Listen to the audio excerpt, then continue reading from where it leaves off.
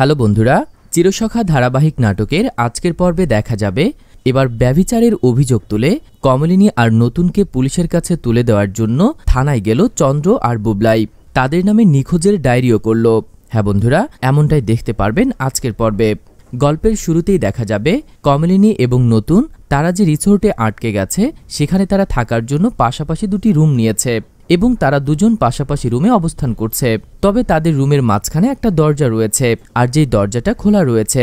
এরপর হঠাৎ করে কমলিনী কাশতে থাকে আর যা পাশের রুম থেকে নতুন শুনতে পায় এবং কমলিনীর এই কাশি শুনে নতুন তো চিন্তিত হয়ে যায়। তখন এদিকে কমলিনী ভাবতে থাকে তার কাশিতে হয়তো নতুনের ঘুমের ব্যাঘাত ঘটছে, নতুন হয়তো এতে করে কষ্ট পাচ্ছে। এরপর কমলিনী নতুনকে তা জানায় এবং তাদের মধ্যে এভাবেই কথা চলতে থাকে। তখন নতুন বলে যে আমাদের এই রাতটা ঘুমের জন্য নয়। তারা দুজনেই স্বীকার করে নেয় যে তাদের ঘুম আসছে না এবং এটা খুবই অস্বাভাবিক এবং তারা ঠিকও করে নেয় যে এই রাতটা তারা আর ঘুমাবে না। এভাবেই তারা গল্প করতে করতে কাটিয়ে দিবে।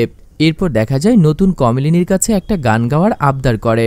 যদিও প্রথমে কমলিনী এতে ইতস্ততা বোধ করে, কিন্তু পরে ঠিকই কমলিনী তাকে গান গেয়ে শোনায় এবং নতুনও তাকে গান গেয়ে শোনায়। তারা দুজন এভাবে গান গেতে গেতে তাদের মধ্যে একটা রোমান্টিক মুহূর্ত চলে আসে এবং তারা একে অপরকে জড়িয়ে ধরে এবং তারা সুন্দর একটি সময় কাটাতে থাকে।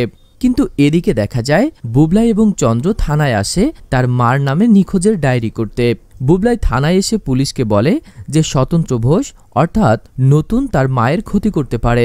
তার মা এবং বাবার মধ্যে ডিভোর্সের একটি মামলাও চলছে, কিন্তু এর মধ্যেই নতুন তার মাকে ফুসলিয়ে ফাসলিয়ে ছবি তোলার নাম করে বাড়ির বাইরে নিয়ে যায় এবং তারা বাড়ির বাইরে যাওয়ার পর আর ফিরে আসেনি। তখন পুলিশ অফিসার বলে যে তারা তো অ্যাডাল্ট, তারা বাইরে যেতেই পারে। তখন চন্দ্র পুলিশকে জানায় যে না, ওই নতুন আমার কোনো ক্ষতি করতে চাইছে, ও আমার স্ত্রীর ক্ষতি করবে, এজন্যই ও ওকে বাইরে নিয়ে গেছে এবং তারা আর ঘরে ফিরেনি। এরপর চন্দ্র পুলিশকে জানায় যে কমলিনী আরশিনগর নামে একটি জায়গায় যাওয়ার কথা বলেছিল। তখন পুলিশ বলে আচ্ছা ঠিক আছে, আমরা এই তথ্যের ভিত্তিতে তাদেরকে খোঁজার চেষ্টা করছি। এই বলে পুলিশ সঙ্গে সঙ্গে কমলিনী আর নতুনকে ধরার জন্য রওনা হয়ে যায়। এরপর পুলিশ আরশিনগরের রিসোর্টে পৌঁছায়। রিসোর্টে গিয়ে সেখানকার দায়িত্বরত ম্যানেজারকে জিজ্ঞাসা করে যে এখানে নতুন আর কমলিনী নামে কেউ উঠেছে কিনা। তখন সেখানকার দায়িত্বরত ম্যানেজার বলে জি, স্বতন্ত্র বসু এবং কমলিনী দেবী নামে দুজন উঠেছেন এবং তারা দুজন পাশাপাশি রুমে অবস্থান করছেন। তখন তাদের দেয়া ইনফরমেশনের ভিত্তিতে পুলিশ অফিসার গিয়ে দরজায় নক করে। দরজায় নক করার পর কমলিনী নতুনকে জিজ্ঞাসা করে এত রাতে আবার কে এলো। তখন নতুন বলে কি আবার আসবে, হয়তো এখানকার দায়িত্বরত কোনো ম্যানেজার এসেছে, না হয়তো কেউ এসেছে। নতুন কমলিনীকে বলে তুমি চিন্তা করো না, আমি দেখছি। এই বলে নতুন দরজাটা খুলে আর দরজা খুলে যখন পুলিশকে দেখে তো নতুন আর কমলিনী অবাক হয়ে যায়। এরপর পুলিশ অফিসার বলে আপনারা দুজন এখানে কি করছেন? আর কমলিনী দেবী, আপনার সঙ্গে তো আপনার স্বামীর ডিভোর্সের মামলা চলছে আর এর মধ্যেই আপনি একটা পরপুরুষকে নিয়ে এভাবে রাত কাটাচ্ছেন।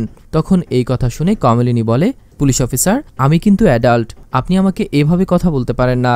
এরপর নতুন বলে দেখুন পুলিশ অফিসার, আপনি একদম মুখ সামলে কথা বলুন, আপনি একজন নারীকে এভাবে কখনো অপমান করে কথা বলতে পারেন না। তখন পুলিশ অফিসার বলে আপনারা দুজন তো বিয়ে করেননি, তাহলে এভাবে আপনারা কেন রাত কাটাচ্ছেন? এরপর পুলিশ অফিসার বলে আপনাদের দুজনের নামে থানায় ডায়েরি করা হয়েছে, আপনারা আমাদের সঙ্গে চলুন। এরপর নতুন বলে আমাদের নিজস্ব গাড়ি রয়েছে, আমরা আপনাদের সঙ্গে যাচ্ছি।